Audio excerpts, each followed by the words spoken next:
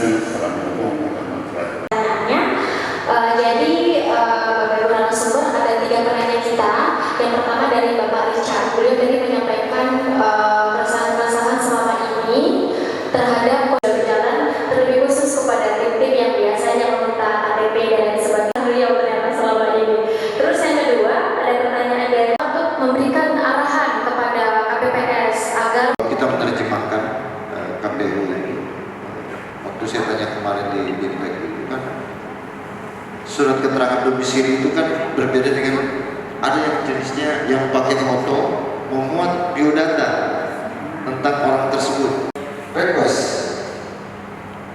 maksudnya di zaman Orde Baru dulu itu ada memang yang di request untuk duduk di PPS yang kukunya dipanjangkan. Itu tangannya sudah nyeklos duluan.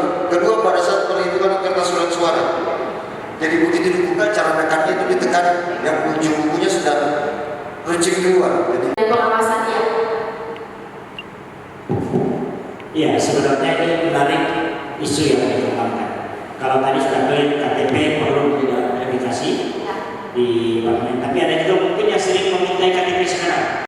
Suket, karena sampai sekarang Dukcapil tidak akan mengeluarkan suket karena tidak ada aturannya.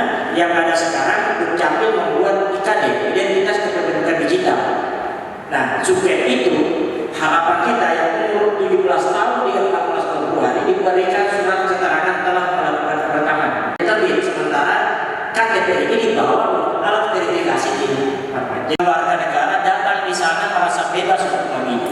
Jangan sampai karena mereka tidak bebasan memilih karena ada rumahnya tim sukses, rumahnya ini, rumahnya orang namanya, kita minta untuk dan kita jaga sama-sama. Tolong kalau ada hal semacam itu disampaikan ke kita akan rekomendasikan untuk dirubah. Nah, disabilitas, kita minta jika ada TPS yang berundak bertangga, tolong dipindahkan karena ini tidak mungkin bagi teman-teman yang disabilitas. Ada yang harus melangkahi got dipindahkan karena itu tidak ramah untuk disabilitas, dan semua hal-hal lain yang dianggap bisa mengakibatkan orang tidak bisa datang memilih karena keterbatasan itu dipastikan jangan lagi terjadi.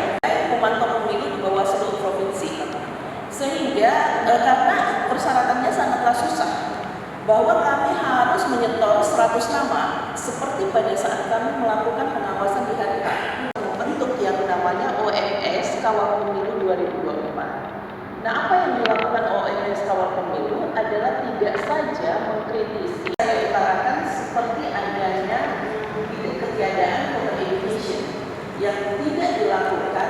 Download Tribun X sekarang, menghadirkan lokal menjadi Indonesia.